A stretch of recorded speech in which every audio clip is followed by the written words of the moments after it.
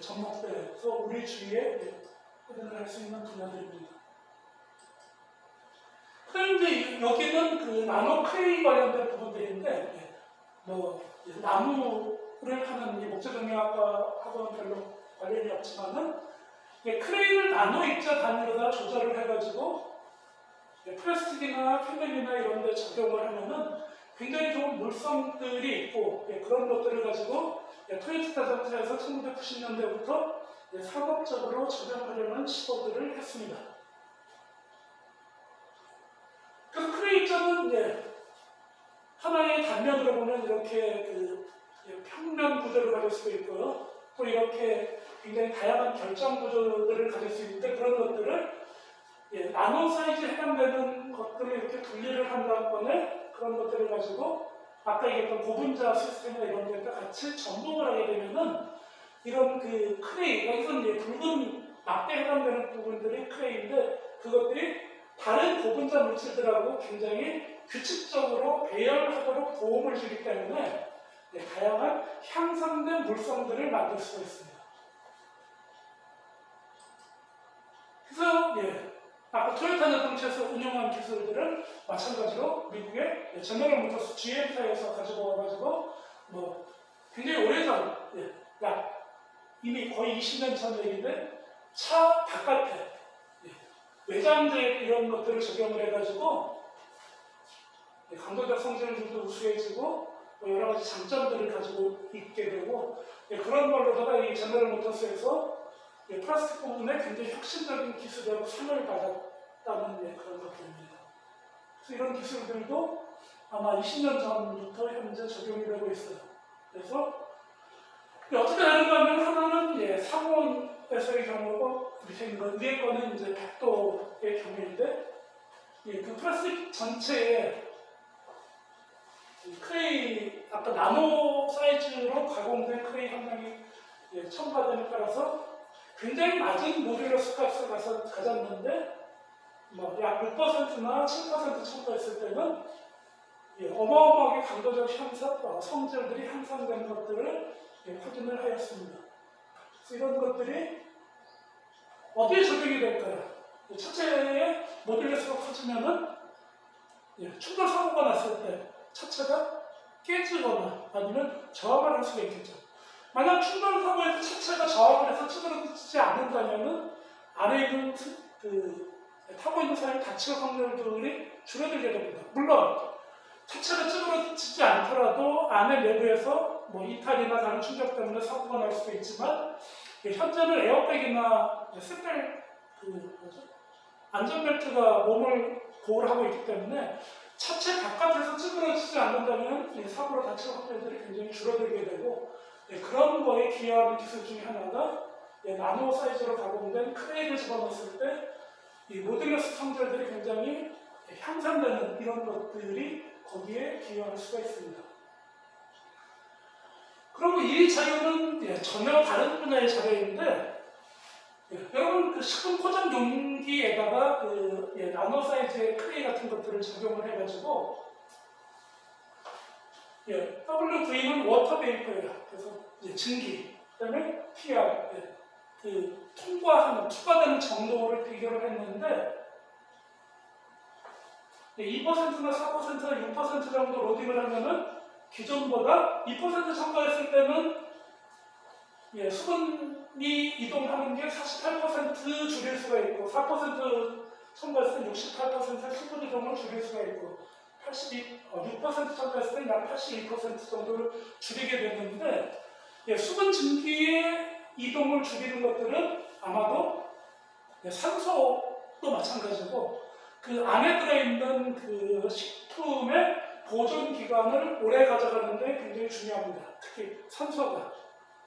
외부에서 계속 산소가 공급되면은 물질은 계속 부패를 할 수 있는데, 산소 전달이 차단되는 경우에는 식품의 보존 기간을 굉장히 오래 가져갈 수 있고, 그래서 그런 것들이 여기에서 그런 나노 사이즈의 물질들을 첨가해서 식품의 보존 기간을 굉장히 길게 가져갈 수 있는 기술이고, 그래서 식품 포장 부분에서 통과해서는 안 되는 물질들을 통과하지 못하도록 막아주는 그런 필름 기술에 해당이 됩니다. 이렇게 나노 관련된 기술들이 산업화하기 위해서는 이 나노물질들 굉장히 응집되는 성질들이 있는데 그 나노물질을 굉장히 균일하게 분산시키는 기술들이 필요하고 나노물질을 굉장히 대량으로 생산할 수 있는 스케일업 부분과 그 다음에 이렇게 만들어진 나노물질을 여기서 필러라고 표시했는데 그 필러와 주 시스템 사이에 서로 분리가 되지 않고 서로 잘 섞이도록 하는 기술들이 중요합니다. 그리고 나노물질의 여러 가지 장점들이 현재 우리가 사용하고 있는 산업에 접목될 수 있도록 그런 것들을 응용하고 연구 개발하고 해야 되는 분야들의 성장이 필요합니다. 여러분들 이렇게 해가지고 나노과학의 일반적인 부분들을 일단은 살펴봤습니다. 다음번에는 이 목재정리학과에서 다루고 있는 주 물질인 셀룰로스를 포커싱을 해서 나노과학 전반이 아니라 셀룰로스를 어떻게 나노 사이즈로 가공을 하고 이런 것들이 어떻게 산업적으로 응용되는지를 살펴보도록 하고 이 그림은 1911년에 그 앵귤 케미컬 인터내셔널 에디션이라는 국제 잡지가 있는데 2011년 판에서 나노셀룰로스를 집중적으로 다루면서 제일 왼쪽에 있는 게 박테리아예요. 그 다음에 중간은 호수에 있는 나무. 그다음 맨 오른쪽에 있는 것은 저는 엄청 좋아하는데 싫어하는 사람도 많고 그것은 우렁청의 그림입니다. 우렁청이 못 들어갔죠. 검색해보면 우리말로는 우렁청이고 한자어나 아니면 방언으로는 멍게라는 단어가 있습니다. 멍게. 그래서 이 세 가지가 뜻하는 바는 하나는 박테리아가 포도당을 가지고 인위적으로 합성해서 셀룰로스를 만들 수도 있고 자연계로 구성하고 있는 나무나 풀의 주성분이 셀룰로스라는 거고 마지막 오른쪽은 우렁챙이 같은 동물도 셀룰로스를 포함하고 있어서 셀룰로스의 기원이 동물성 셀룰로스인 경우도 있다는 거예요. 그래서 이런 것들을 나노 사이즈로가 가공을 해서 나노 셀룰로스를 만들면은 굉장히 투명한 필름을 만들 수도 있고 젤을 만들 수도 있고 전기 전자의 소재나 아니면 이 안에 들어있는 것들이 전기 전자가 아니라 생체 소재인 경우는 우리 인공 장기에도 사용할 수 있다는 그런 응용 범위들을 한 장의 그림으로 해가지고 나노셀룰로스라는 분야들이 어떤 건지 소개하는 그 자료입니다.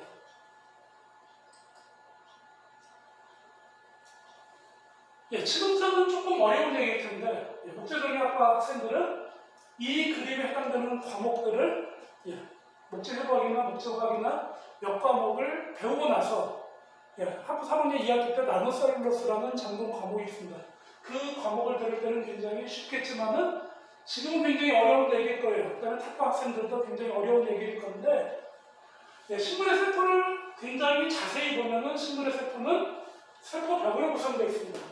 그 세포벽을 다시 전자연명으로 굉장히 작게 보면은 마이크로피브릴이라는 섬유 다발로 되어 있는데 그 마이크로피브릴을 다시 보면은 이건 마크로피브릴. 그 마크로피브릴은 여러 다발의 마이크로피브릴로 되어 있고 이 마이크로피브릴은 다시 상당히 많은 엘리멘터리 피브릴이라는 단위로 되어 있습니다. 그래서 여기서 다루고자 하는 나노셀룰로스라는 것은 엘리멘터리 피브릴 단위에 해당되는 부분에 관련된 학문들입니다. 그럼 이거는 언제 이해를 하면 될까요? 이 정도의 내용은 여러분들이 3학년 나노셀룰로스 과목을 들을 때 이해를 하면 되고 이번 시간은 그냥 저런 얘기도 하는구나 하고 넘어가셔도 됩니다. 그래서 이 분야의 권위자 중에 한 명이 일본 교토대학의 히로유키 야노라는 교수가 있는데 그 분이 지구상에 가장 풍부한 천연 유기물질이 셀룰로스예요. 이 셀룰로스는 어디에서 올까요? 엽록소에서 매년 광합성을 해가지고 포도당을 만들고 이 만든 포도당은 어떻게 처리가 될까요?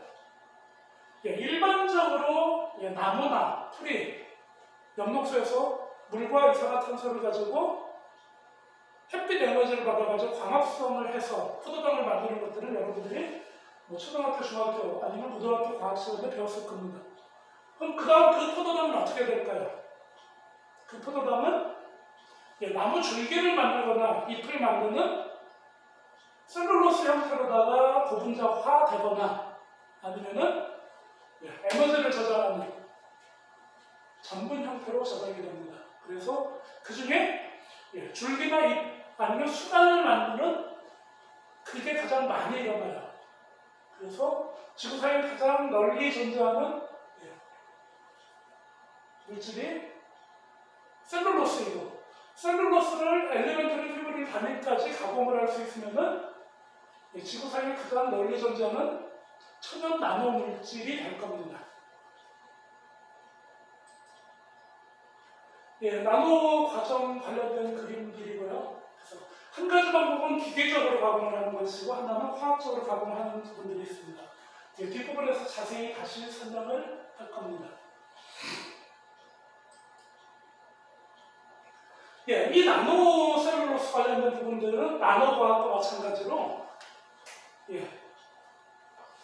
1950년대부터 1980년대까지 거의 없어요. 그러다 1980년대부터 1990년대까지 조금 관심이 있었고, 대부분은 2000년 이후에 어마어마하게 많은 논문이 출판되고 있고, 뿐만 아니라 이것과 유사하게 이런 경향으로 특허들도 출판되고 있습니다. 그래서 2000년대 이후에 가장 핫하게 연구가 되고 있는 논문이나 특허가 나오고 있는 분야 중에 하나이고, 가장 많이 나오는 분야는 그래핀, 두 번째가 나노셀룰로스 분야입니다. 그래서 나노셀룰로스라는 것은 기계적으로 여기 이제 두 개의 장비가 있는데 밸브가 있고, 밸브를 막아주는 밸브 세트가 있고, 그 다음에 물리적으로 왔다 갔다 할 수 있는 충격을 가할 수 있는 링 구조를 가지고 있어요. 그러면은 이 충격을 가할 수 있는 구조가 물질을 계속 이 사이로 뽑아내는데, 여기에 굉장히 작은 간격과 높은 고압이 걸리면서 셀룰로스가 큰 다발에서 점점 더 작은 다발로 쪼개주는 장비입니다. 그래서 흔히 이런 장비들은 고압 균질기, 영어로는 하이프레셔 호모게나이저라는 장비가 가장 대표적이고, 또 유속의 흐름에 따라서 이것과 유사한 효과를 나타내는 게 마이크로플루이다이저라는 장비가 있습니다. 그래서 유속이 흘리는, 다리에 흘리면서 이 충격면에서 앞에 고압 균질기처럼 잘라주도록 하는 게 마이크로플루이다이저 장비들입니다.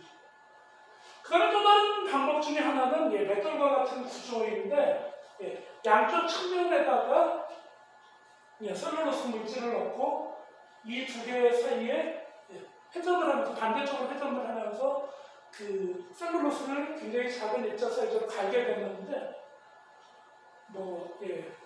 맷돌 혹시 여러분들이 봤을지 모르겠는데 굉장히 맷돌과 유사한 구조예요. 이 회사의 차이점은 갭 간격을 조절을 해서 나노 사이즈에 해당되는 셀룰로스가 만들어질 수 있을 만큼 갭 간격을 잘 조절할 수 있다는 겁니다. 그래서 나노셀룰로스를 만들 수 있는 기계적 장비는 크게 세 가지로 대별되는데, 앞에서 고압 균질기, 마이크로플루이다이저, 그다음에 그라인더 타입이 있습니다. 그리고 고압 균질기 타입과 마이크로플루이다이저 타입은 거의 유사한 메커니즘으로 작용을 하기 때문에 마이크로플루이다이저 타입과 고압 균질기를 한꺼번에 묶어서 고압 균질기 타입이라고 하기도 합니다. 그리고 이 슈퍼매스 콜라이더, 이 그라인더 방식은 전혀 다른 방식 중에 하나입니다. 이렇게 해가지고 셀룰로스를 가공을 해서 2%의 셀룰로스와 98%의 물을 가지고 여러분들 두부 같은 상태 아니면 묵 같은 상태를 만들 수가 있어요. 만약에 여러분들이 이 현상이 셀룰로스 단위에서도 일어나는지 확인을 하고 싶으면은 2%니까 화장지 0.2g에다가 물 10mm를 넣어가지고 한번 적셔봐요. 그러면 셀룰로스가 이런 상태가 됩니다. 예, 셀룰로스 자체인 화장지의 경우는 전혀 이런 것들이 낫지 않고 그냥 물을 머금고 있는 구조일 거예요. 그래서 굉장히 작은 단위까지 셀룰로스가 가공이 되면은 묵 같은 상태가 된다는 겁니다. 오른쪽에 템포라고 이렇게 표시를 해놨는데 이 부분은 템포라는 촉매가 있습니다. 이 촉매를 써서 셀룰로스를 산화시킨 다음에 나노셀룰로스를 좀 만들면 잘 만들어지는데 이 템포라는 촉매를 써서 화학 반응을 시켜서 나노셀룰로스를 만들었다는 예일 겁니다. 굉장히 2%인데 단단한 묵 같은 것들이 만들어지고 이렇게 묵 같은 구조가 만들어지기 위해서는 셀룰로스하고 이 시스템 안에 주로 존재하는 물 사이에 굉장히 규칙적인 배열을 해가지고 어떤 물과 셀룰로스 사이에 2차 결합을 하고 있는 분자와 분자 사이의 결합력으로 이런 강도적 성질들을 유지를 할 겁니다. 한번 전자기획을 써서 자세히 살펴보면은 1985년쯤 만들어진 마이크로피브릴 셀룰로스라는 건데 굉장히 가늘어요. 그리고 여기에서 여러분들 주의 깊게 봐야 될 게 이 스케일다가 1마이크로미터예요.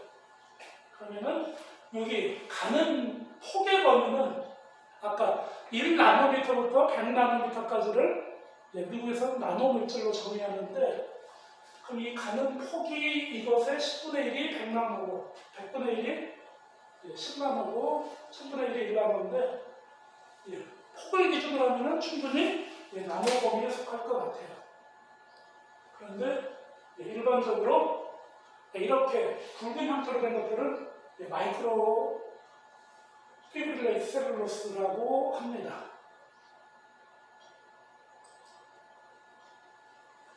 여러분들 주위에서 봐야 될 부분이 여기 스케일 바인데 여기는 이번에는 100나노예요. 그리고 100나노보다 훨씬 더 가는 실 같은 구조들이 있는데 이 구조들을 나노피브릴레이트 셀룰로스라고 합니다. 그래서 앞에서 얘기했던 마이크로피브릴레이트 셀룰로스와 나노피브릴레이트 셀룰로스의 가장 큰 차이점의 하나는 앞에서 설명드렸던 하이드로시 호모게나이저 또는 고압균질기 아니면 sulfomer스 콜라이더 같은 장비를 써서 셀룰로스를 가공을 하면은 마이크로피브릴레이트 같은 셀룰로스들이 만들어집니다. 그런데 아까 템포 산화나 또 다른 화학 반응들을 시켜가지고 셀룰로스 다발 사이에 정전기적 반발력이라는 서로 떨어져 나가는 어떤 기원을 제공을 하면 훨씬 더 가는 게 만들어지고 그때 만들어진 이 가는 것들을 차별적으로 나노셀룰로스라고 명명을 합니다. 그럼 다시 앞으로 가서 여러분들 사이즈를 보면은 앞에 훨씬 더 굵어 보여요. 그 다음에 단위가 1000나노미터. 뒤에 거는 가늘어 보이고 단위도 100나노미터. 그러니까 일단 여러분 스케일 반만 보더라도 이게 10분의 1로 줄어든 거고 더 가늘어 보이기 때문에 10분의 1보다도 훨씬 더 가늘어진 것들을 구경을 하실 겁니다. 일반적으로 이 경우에는 약 5에서 한 15나노미터에 해당되는 크기일 겁니다. 이제 전혀 다른 셀룰로스인데요. 박테리아 셀룰로스라는 거예요. 그래서 이 박테리아 셀룰로스는 여러분 여기 물에다가 설탕을 넣고 그 다음에 사과즙 같은 걸 넣고 티백에 있는 홍차를 물에서 좀 넣고 그 다음에 박테리아를 집어넣으면은 이 박테리아 여기 있는 게 박테리아예요. 큰 게. 그 다음에 이 박테리아가 포도당을 계속 먹고 셀룰로스 단위로 합성을 하게 됩니다. 그래서 여기 밑에 있는 부분들이 1마이크로 단위로 찍어놓은 셀룰로스의 네트워크 구조예요. 그 다음에 그것을 좀 더 확대해서 100나노미터 단위로 전자연료를 찍어놓은 게 이 경우이고 여기에 보면은 물론 길이 단위는 마이크로 단위이기 때문에 나노가 아니지만은 폭이 100나노미터가 기준이 된 거죠. 아까 미국에서 나노 물질의 경우는 폭이나 두께나 작은 쪽이 1에서 100나노미터인 경우인데 여기 스케일러가 100나노미터이기 때문에 100나노미터보다 훨씬 더 작은 나노 단위로 확인을 할 수 있고 나중에 최종적으로 만들어지면은 여러분들 묵 같은 상태가 됩니다. 국내에서는 이 박테리아 셀룰로스는 1950년대부터 굉장히 활발하게 연구가 돼가지고 특히 독일 중에서 동독이나 동유럽 국가들에서 많이 연구를 했는데 이 연구를 한 목적은 인공장기나 인공혈관을 만드는 게 목적이었어요. 그래서 1980년대, 90년대에 그 인공장기나 인공혈관을 만드는 박테리아 셀룰로스 관련된 논문들이 상당히 많았었습니다. 근데 이 박테리아 셀룰로스가 상업적으로 굉장히 한국과 중국에서 히트를 한 제품인데 그러면은 한국과 중국이 인공혈관을 열심히 만들었을까요? 아니면 인공식장을 열심히 만들었을까요? 그건 아니고요. 이렇게 해서 만들어 놓은 묵 같은 것들을 굉장히 얇게 잘 썰어가지고 층을 만들고 그 층으로다가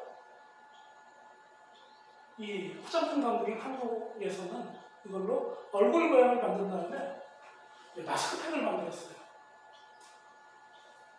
여러분들이 마스크팩 사용해 본 사람 중에 박테리아 셀룰로스 마스크팩 검색을 하면 아무것도 안 나옵니다. 그리고 화장품은 굉장히 깨끗한 제품이고 청결하고 위생적인 제품이기 때문에 박테리아라는 단어를 쓰면 소비자들이 전부 다 싫어할 거예요. 그래서 박테리아라는 단어 대신에 예쁘게 분칠을 시킨 단어를 만들어냈는데 그 단어가 바이오셀룰로스예요. 그래서 여러분들이 바이오셀룰로스를 검색을 하면은 굉장히 많은 단어들이 나와요. 그래서 유럽에서는 인공장기를 만드는 기술이 동양으로 넘어와가지고 그 마스크팩을 만드는 기술로 발달이 되었고 그 다음에 이제 한국에서 만들다 보니까 이 제조 경비가 너무 많이 들어가가지고 현재는 베트남이나 동남아시아에서 만드는데 여러분 코코넛에 과즙이 있어요. 그 과즙에 당 성분들이 많은데 한국도 그렇지만 베트남 같은 경우는 공기 중에 날아다니는 미생물들 중에 이런 박테리아들이 많이 있어요. 셀룰로스를 합성하는 박테리아들이. 그래서 베트남 같은 경우는 이런 플레이트에다가 코코넛 즙을 당이 많이 들어있는 그런 과즙을 놓으면은 그 다음에 적절하게 나가보면 햇빛이 들지 않도록 공기 중에 날아다니던 박테리아들이 여기에 접종이 돼가지고 알아서 그 바이오 셀룰로스를 만든 박테리아 셀룰로스를. 그리고 여러분들 이 박테리아 셀룰로스가 만든 것들은 우리가 먹는 하얀 묵 같은 청포 묵 같은 구조가 되는데 동남아시아 음식 중에 그 박테리아 셀룰로스를 썰어 넣어가지고 같이 과일과 같이 섞어놓은 음식도 있어요. 그리고 한국에서는 그것을 사다가 얇게 잘 슬라이싱을 해가지고 마스크팩을 만들고 있습니다.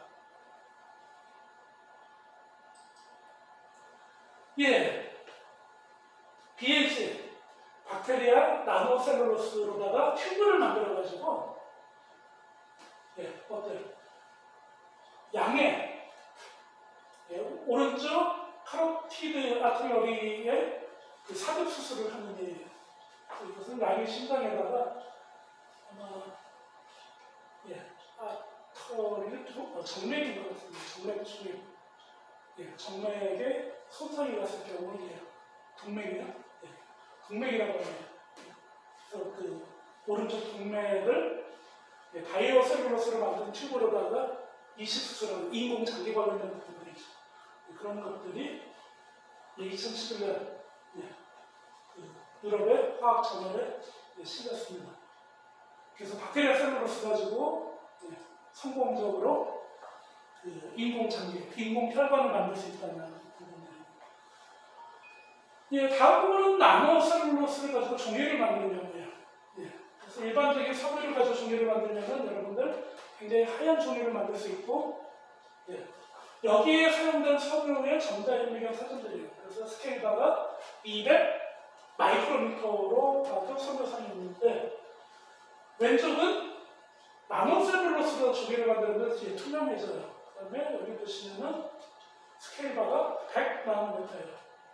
이게 200 마이크로미터, 이게 100 나노미터. 그러면은 스케일이 2000분의 1로 줄어드는 거예요. 그래서 섬유를 2000분의 1로 가늘게 가공을 했다는 겁니다. 그랬더니 흰 종이가 투명한 종이로 만들어질 수 있다는 걸 보여주고 있는 그림입니다. 그럼 이렇게 투명한 종이를 만들면 어떤 강점들이 있는가 하면은 잡아놨는데 잘 찢어지지가 않아요. 찢어지지 않을 뿐만 아니라 그 저항하는 강도들이 굉장히 크다는 거고, 그다음에 뭐 이 그림에서 보여주는 DP라는 것은 여러분들 나중에 배우겠는데 중압도이고 굉장히 긴 고분자, 그 다음에 두 번째로 긴 고분자, 세 번째로 긴 고분자, 가장 짧은 고분자인데 경향은 비슷하고 짧을수록 중간에 끊어지는데 길게 만들려면 끊어지지 않고 그 높은 강도를 유지할 수 있다는 겁니다. 그래서 이런 기술들이 투명한 OLED를 만드는 제품에 적용이 되고 있을 겁니다. 그래서 투명 기타.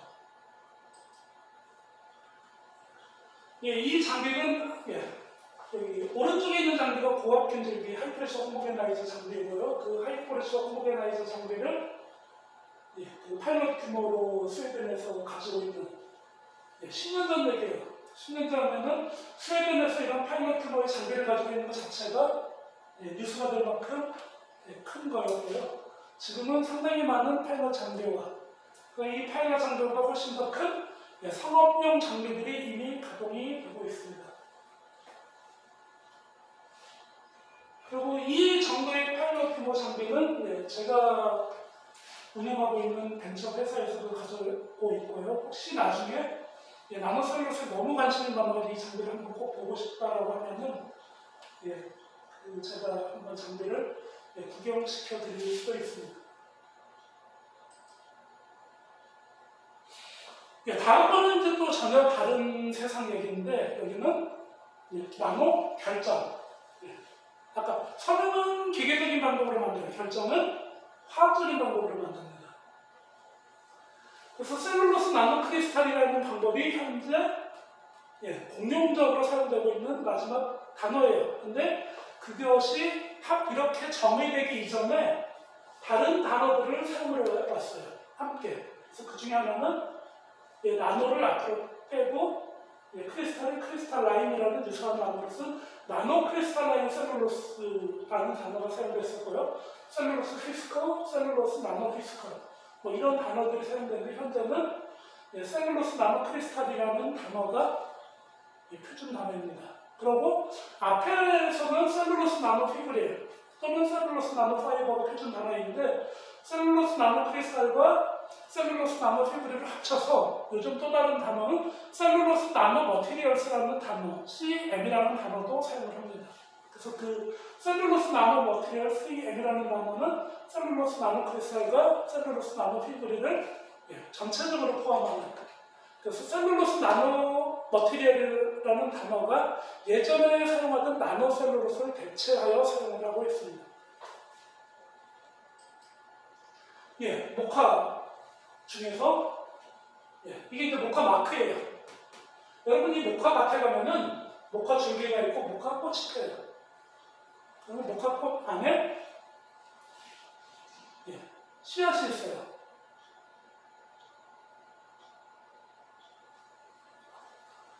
벌써 몇 년 전 된 드라마인데, 혹시 초등학교 때 도깨비라는 드라마 보신 분 있어요? 거기에 그 김고은이 졸업식 날이 목화꽃을 선물 받아가지고 그해 졸업식장에 목화꽃이 핫한 아이템이 된 적이 있었는데, 이 목화는 목화 줄기도 셀룰로스로 되어 있어요. 초본이기 때문에. 하지만 이 목화에 씨가 있고 씨를 둘러싸고 있는 부분이 있는데 그 부분을 종폐섬유라고 부릅니다. 이 종폐섬유는 90% 이상의 셀룰로스로 되어 있고 굉장히 셀룰로스 순도가 높은 것 중에 하나입니다. 그럼 이걸 가지고 우리가 산업적으로 어디에 이용을 할까요? 목화. 이 마크의 옷을 만드는 데 사용됩니다. 면선으로 만들었다는 커튼 마크 이게 목화 이 섬유로다가 뭐를 해요? 일단은 실을 만들어서 그 다음에 직조를 해서 옷을 만들죠. 청주에 1960년대 후반에 굉장히 큰 이 목화를 수입해서 실을 만들고 섬유를 만드는 공장들이 있었어요. 뭐 공장들보다는 큰 한 개의 공장이 있었어요.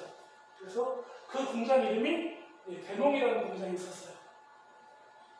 1980년대 후반에 중국에 밀려가지고 공장을 폐쇄하고 다른 일들을 하고 있는데, 그래서 공장이 청주에서 없어진 다음에 공장터가 굉장히 큰 공장터가 비어 있었죠. 그게 2000년대 초반에 재개발을 해가지고 2009년 10년부터 입주가 2006년 7년부터 입주가 됐어요. 그래서 처음 입주된 데가 대농지구에 금호올림이 입주가 됐고, 그 다음에 GLCT가 입주가 됐고, 현대백화점이 만들어졌고, 아직도 공터도 있고 여러 개가 있죠. 그 큰 공간이 예전에 대농이라는 한 개의 공장이 있던 자리예요. 그만큼 한국의 이 면섬유 산업이 한국에서 이 목화를 재배하지는 않았지만, 물론 재배는 하고 있어요. 굉장히 소규모지만. 하지만 대부분 목화를 수입해서 그런 일들을 했었고, 목화에 있는 셀룰로스를 뒤에서도 얘기를 하는데 염산이나 황산을 써가지고 비결정 영역을 전부 제거하고 결정 영역만 만들게 되면 셀룰로스 나무 결정이 만들어집니다. 그래서 왼쪽은 이 목화에서 셀룰로스를 회수해서 결정을 만들어 놓은 그림이에요. 똑같은 그림인데 좀 이상하죠. 앞에는 목화를 얘기해놓고 갑자기 또 나무로. 나무는 앞에서 동경대학교 야물 교수님 설명을 했었는데, 세포벽이 만들어지고 세포벽 다음에 섬유가 만들어지고 마크로피브릴에서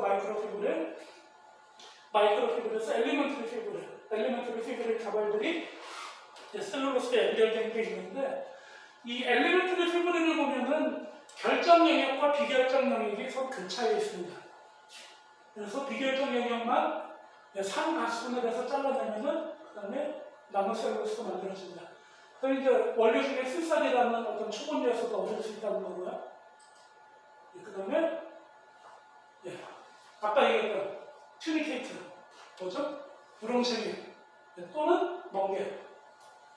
그래서 이 멍게는 단백질도 있지만은 셀룰로스로 구성되어 있고, 멍게를 이렇게 셀룰로스를 그려보면 굉장히 긴 셀룰로스로 되어 있어요. 그래서 이런 다양한 원료로 셀룰로스